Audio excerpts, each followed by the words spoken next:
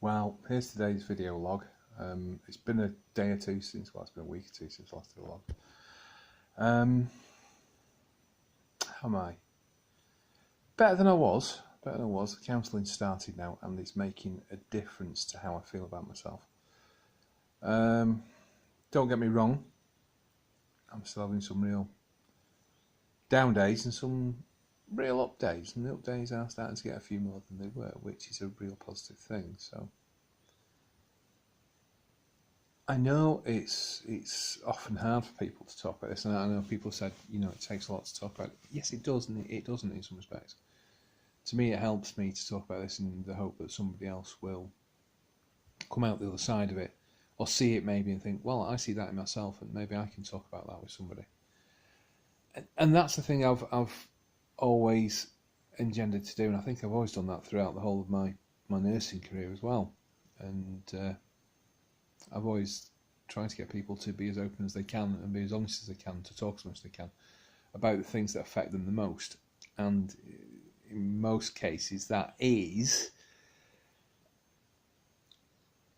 what their core problem is, and how they're going to face that core problem.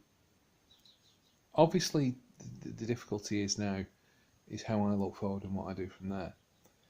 I've looked at my life as a nurse, and I've given everything that I could, and everything that I feel was possible to give. One of the hardest parts of that now is to realise that I don't know if I can nurse anymore, not in the same way that I did.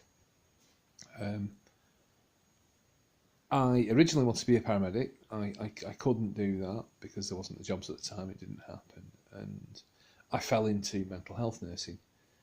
And I wish, there's some rueful regret that I didn't go into general nursing and do that. Maybe that's where I needed to have gone. But I did what I did, and I worked hard throughout, and I've carried on working hard throughout. And that's been the thing that has always been a bit of my saving grace, realistically, is that I've tried to think that no matter what you do, you make the best of a situation that you're in, and you carry on through it, and you give it everything you've got. And I think that's something that my dad taught me from his days in the army, and then, my days doing what I've done, I've tried to do the same.